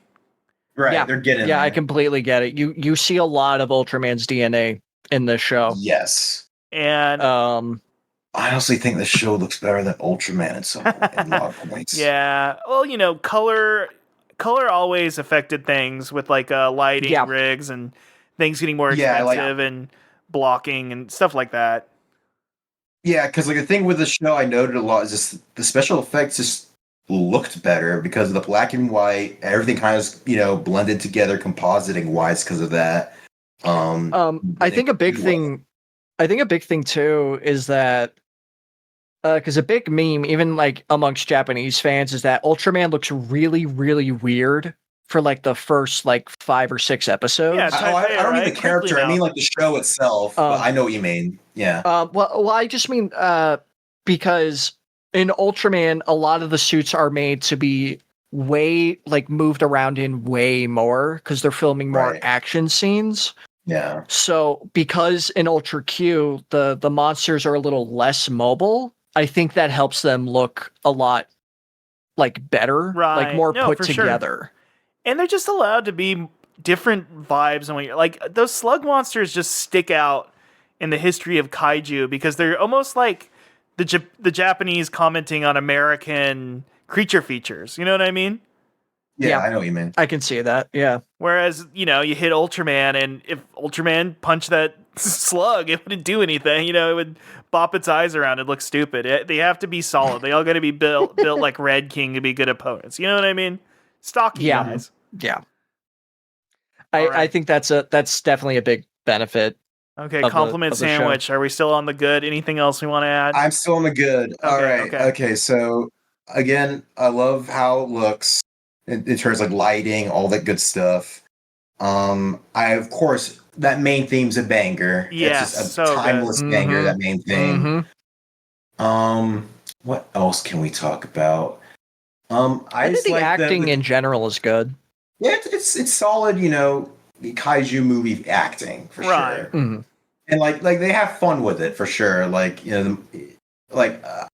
won't. I'm just gonna get my bias out of the way. I love Yuri. I love her. She's great throughout the show. I love her. You can tell why they brought her back for Ultraman. Yeah, I had a hard time with her because she's great in it. It still feels like she's very much girl in a lot of episodes. The only one where I felt like she truly got her time to shine was the sadly, weirdly enough, it was the what was it? The Tokyo, the Underground Super Express goes west. No, that's right. that too. Tokyo Tokyo Ice Age too. She did a great job too. Yeah, It she did felt good like, stuff there too. Yeah, those first couple episodes, she very much was girl, but she was finding her own, and eventually, they found her voice throughout the show for sure. I mean, she's the most interesting out of the trio. Yeah, that's true. We'll go over that more in the bad. But yeah, just the vibes. What else do we like? I guess I want to go into it a little bit. Is the because I want to keep this under 2 hours, and we're already hitting 1:30, so I want to make sure we're not in a barnyard. Of course. But I do. Maybe it's just growing up a Venture Bros fan and enjoying. I do love 60s super science. And this that's a big thing about this. I love that. Yeah. And just everything can be hand waved off with a new scientific concept, even the concept of a thyroid issue. Mm-hmm.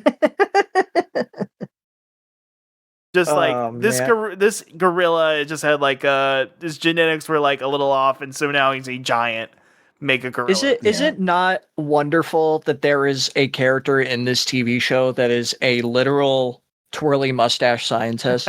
Yes. Yeah. A white-haired scientist. Good old like Professor what is it? Professor Ichinotani, I think his name is. I don't remember his name. He looks like the scientist kids thing. You draw a scientist. When they think of scientists, yeah. He's like the KFC Colonel mixed with Dr. Light. I don't know. I think he's like he was at the time like a very famous actor. I know this was the last thing he was in. Really? I could Interesting. He's very because I think he was in like his 70s when he was in this show. But no, I love Ichinotani. I love that guy so much. He just comes off and says, I know exactly what this is. Scientists used to have all the answers, dude. They used to know everything. And it's like all of these, like the bad guy scientists. I say bad guy, most of the time they're doing a Twilight Zone. Who is truly the bad guy thing? But it is very funny when they have like the scientist of the week and he's like, I study a weird mold that's only available from Nepal or whatever. And then you have main scientist. He's like, I just know everything about I know about ancient Indian birds. I know about this. Mm-hmm. I know about that. You got to respect a well-read man. He's kind of like us in a way. Oh, yeah. Yeah, we know everything. We know everything about Another positive I really enjoy is just the various quotes by the narrator that will sometimes prop up. Like the narrator and say, like one of the other episodes saying, for the next 30 minutes, you'll experience a parting of mind from body and become swallowed into this mysterious time. And it'll just be a monster episode. Yeah. It's great. It's great. A lot of profundity. You can tell, you can see the Twilight Zone influence with that one. Definitely. Or like the end of the mole episode, you'll be like, you never know when a small twisted heart could cause a matter like this. That's because the unbound zone is near you. No, it exists within your very heart. He was saying he was saying it even back then. Fake friends could lead to disasters like giant moles. It's so true.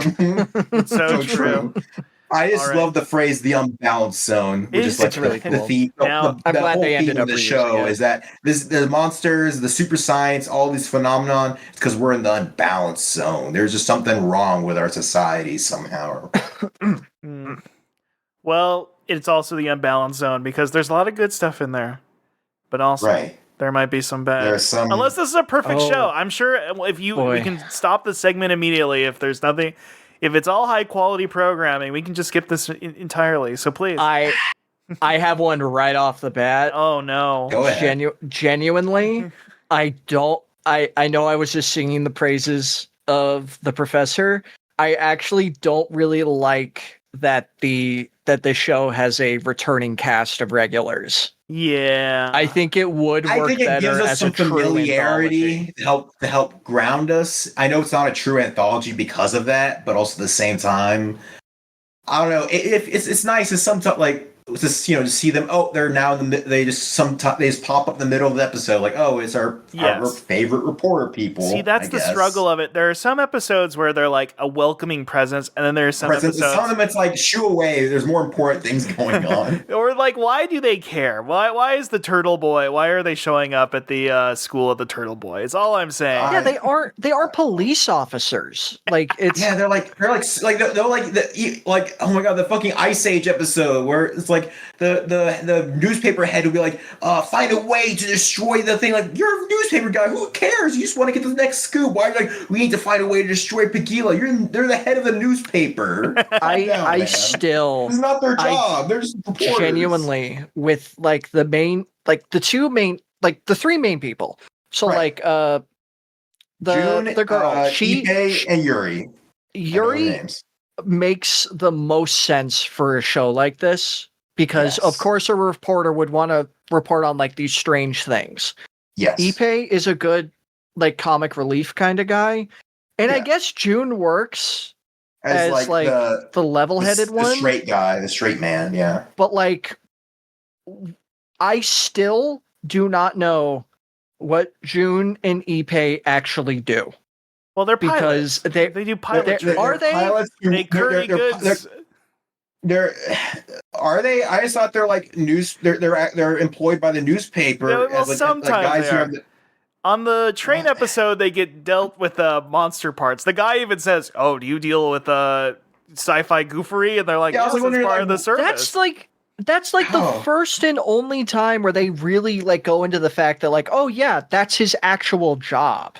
Yeah, because why does this newspaper have access to an airplane? That seems really bougie. Not to mention, like, if they're gonna send like anyone to Antarctica, they choose the pilots for some reason. It happens sometimes. Why?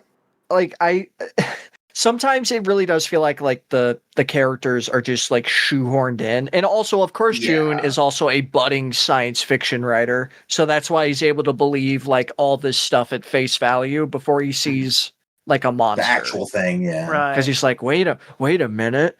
That actually does make sense. I'll look into this. We're not going to get into this, but Ippei has a nefarious, horny energy to him that I just don't like. I feel like in an anime he would be the pervert character. I don't know what. I have no way to substantiate this. And if I get a if he was written a little bit of a different way, I can see that. He is just a nefarious energy. Slightly differently. Because right now he's just kind of like it's like alluded that he may or may not have a crush on Yuri. Maybe. Yeah. Maybe. Yeah.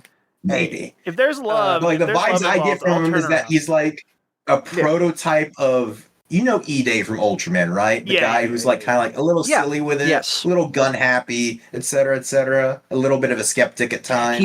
He does feel like E-Day a little bit. It's just very funny to the point that I looked E-Day... up. Is he the same actor somehow? No, he's not. Okay, this guy doesn't even have a Wikipedia page. Got it. All right. I'm just saying. I just feel like E-Day is like charming energy, and Ippei just gives off a nefarious flirting vibe. versus harassment. I agree. I agree. I guess another like thing I could like complain about, tone wise, this is a very confused show.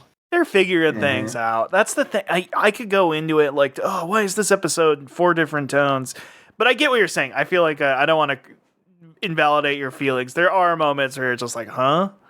Well, it's like sometimes, like I don't mean like in general. Like obviously a show can have like a serious episode and a like funny episode, but sometimes mid-watch the show will flip-flop between the two because it doesn't want to get too heavy.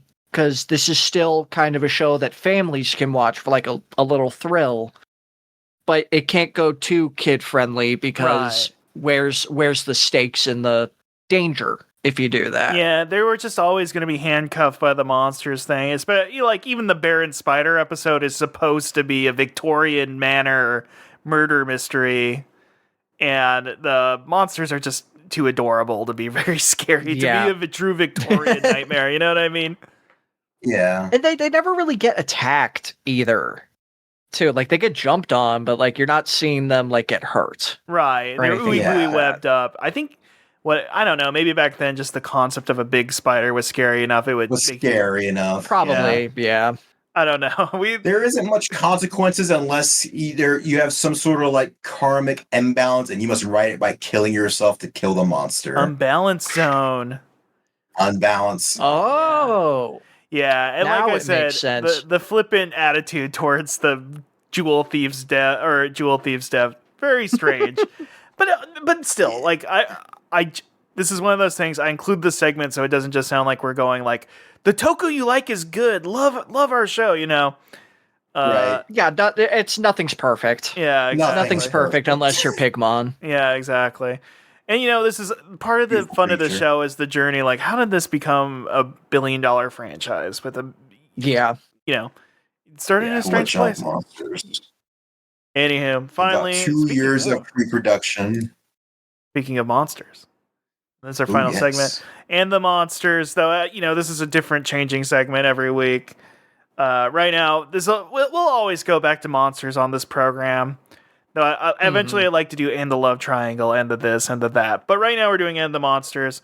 Any standout monsters? Any characters that or creatures that really stood out to you or like made you go, oh man, this guy's awesome, or I can't wait to see him again in a latter day Ultra series or something?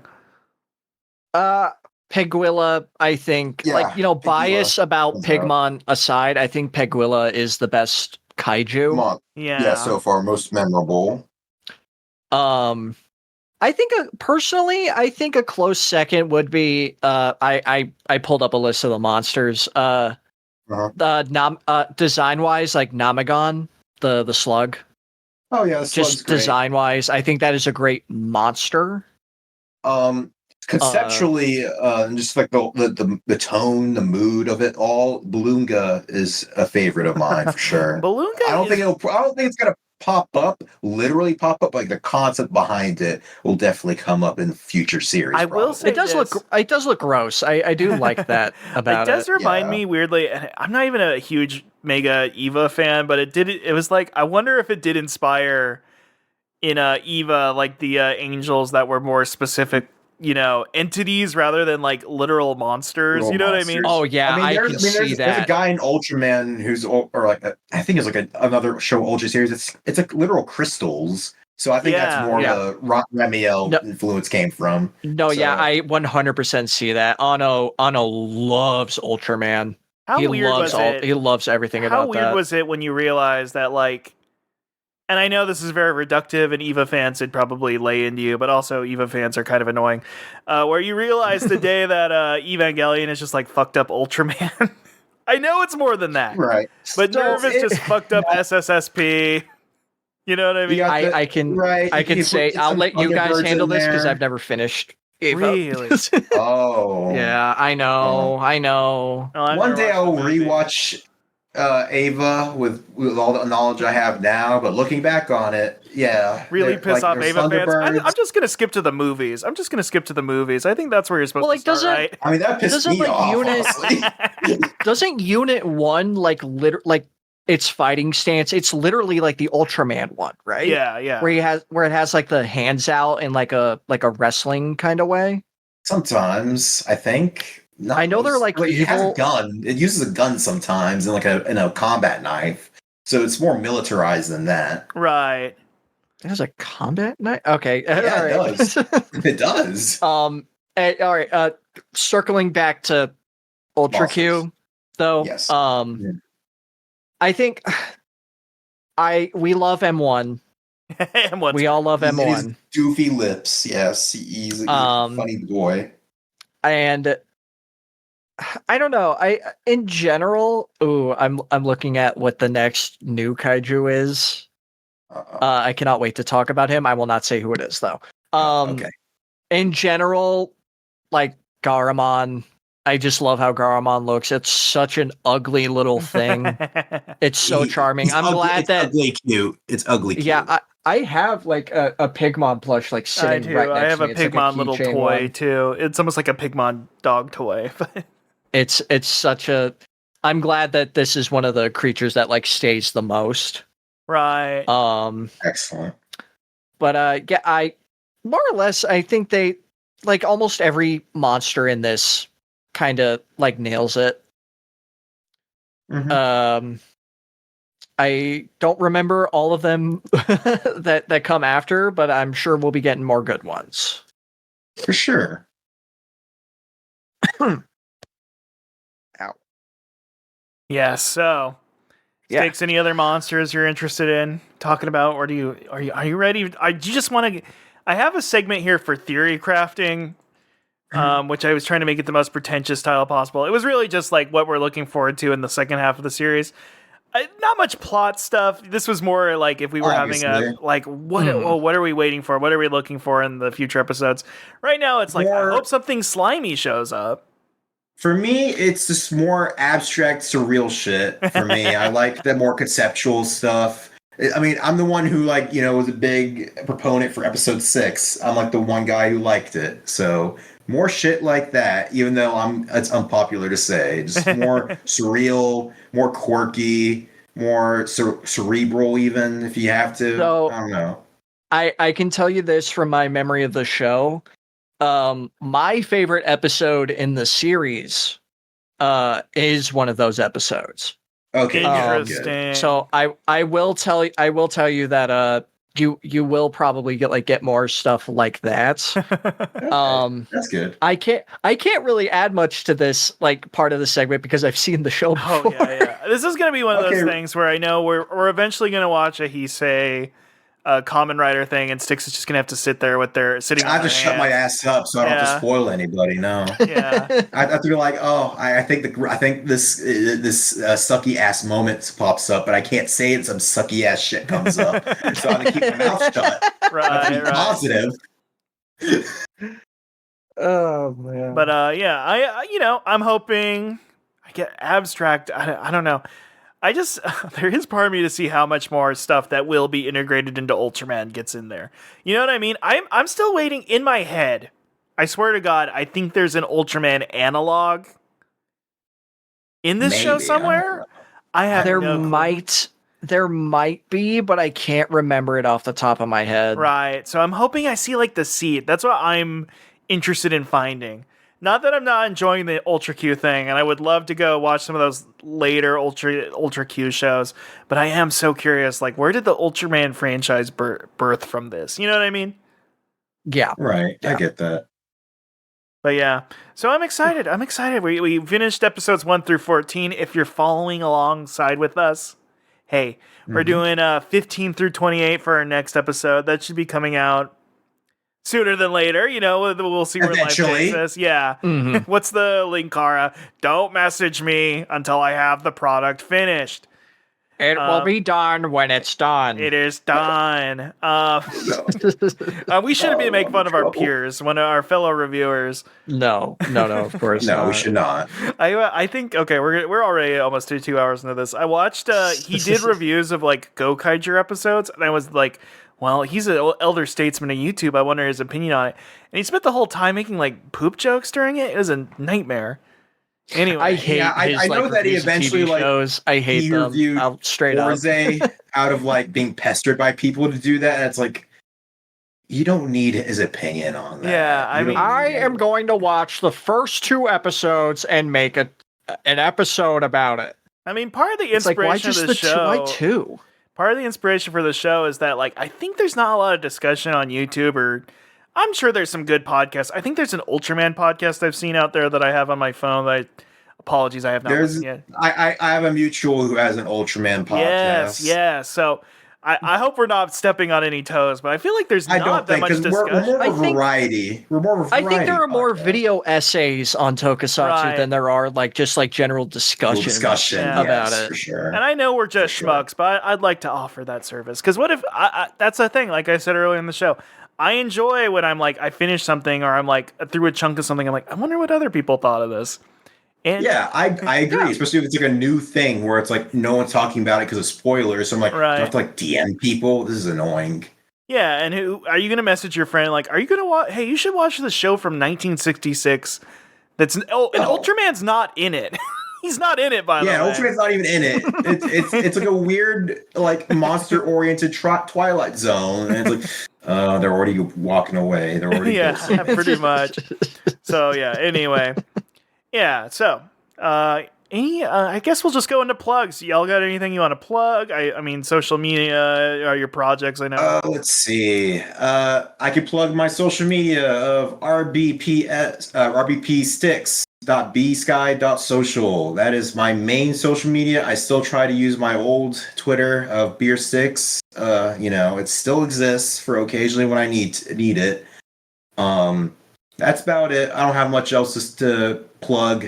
My YouTube is just kind of like a thing I sometimes use for dumping fun little projects I have. That's it. Oh, I got plenty to plug. So I go by Spider Slash on most everything. If you don't find me, put an underscore after it. Then you'll find me. And not a hyphen? That's not Spider-Man to me. I'm kidding. Not that kind of guy. So I exist mainly on Blue Sky. You will find me on Twitter. Do not go to Twitter. Twitter is a hellscape, and I don't like going on it. I don't like going on it either. It's like a poison, even more than it ever was somehow. But definitely slop, don't. Baby. I'm in the slop. We don't need to go in. I can't. I used to, but I can't do it anymore. So mainly on Blue Sky. I do have a YouTube channel that I try to upload once a month on. If you guys want to know what that is, I don't know. I do whatever I feel like doing that month. Hey, I've watched a couple. You make good stuff. Good. Did I ever tell you that you made a video about the poker night game that I watched all of? Yep. Yeah. And, you saw that? Yeah, I saw that, and I have a signed print from the artist who made it of the poker, the one that you're using your thumbnail right now. Wait, what? For real? Yeah. Oh, that's awesome. Yeah, I still have it. Yeah, it's crazy. Oh, that's so cool. Yeah, that video's probably what that channel is always going to be known for, if I'm being honest. You got picked up in the algorithm, so. Hardcore it did. But I try to make stuff. I try to make video essay-ish stuff. I don't like saying that. I'm not an essayist. I just yap. Right. But there's one I've been trying to make since January that I just haven't worked on, that I'm finally working on, that I won't say because the people listening to this, you're not giving me $1 to talk about it. Wow. So, but yeah, those are my main two are Blue Sky and YouTube. Yeah, I guess I feel weird dragging you in here and then me telling you about my things. I still do Hogcast Speedy Delivery, the number one independent Sonic Pizza podcast on the planet. I'm your host, Russ Welsh, with me, my co-host, Alan Black. Anyway, that's my Sonic the Hedgehog Pizza podcast. It's a comedy podcast I've done for a decade. I think we barely talk. I've talked more about Toku in these near 2 hours than I have Sonic the Hedgehog on that podcast for the last 3 years. So, I hope that really is an endorsement for the program. But it's a funny show. We have a good time. Me and Alan have been doing it for so long. I am embarrassed by how many times we are about to make the same joke. we are in sync at this point. We're two people who have been chatting for 10 years, and it's at this point it's insane. Besides that, we also I stream with my friend Scott every Tuesday. Check out the Delgo 2 stream on YouTube. Both versions. Delgo 2, it was a beautiful journey. Stix, you obviously have listened to all 4 hours. Well, both versions you've listened to 4 hours, and then the other raw 6 hours, right? Yeah. Yeah, and you're a big fan. Yeah. Who's your favorite character? You strike me as you either like Philo or why am I forgetting my own character? Rockmo? What's his name again? I don't even know. Anyway, who's your favorite character? Dark-Go? Dark-Go. I love the edgier. I love the edgier guys. The edgier version of Delgo. Russ, this genuinely isn't. Russ, this genuinely isn't a joke. I've had the full stream on my watch list for so long, and I keep meaning to actually listen to the whole thing. Right. Because I love that. I love that. I love because I've listened to some of it. I actually did catch it when you streamed it. Right. And I love that project so much. It was a beautiful story wonderful. that needed to be told, and Delgo was such an inspiring mentor when he brought us in on the project to make Delgo 2. We're so thankful to have made such a huge hit movie this summer. But anyway, so please, if I could get 12 more people to listen to the Delgo 2 Director's Cut RX, I'll be happy. But anyway, yes. All right. This was fun, though. Thank you so much, both of you, for coming on and doing this. I really appreciate it. No problem. Of course. I love doing this. I absolutely loved it. Oh gosh, I didn't come up with a sign off do we have a sign off? Does anybody have any idea? I got one. Count up your days until the next What You Toku-ing time. What you talking about? And what you talking about? Hey, and remember, what you Toku-ing about?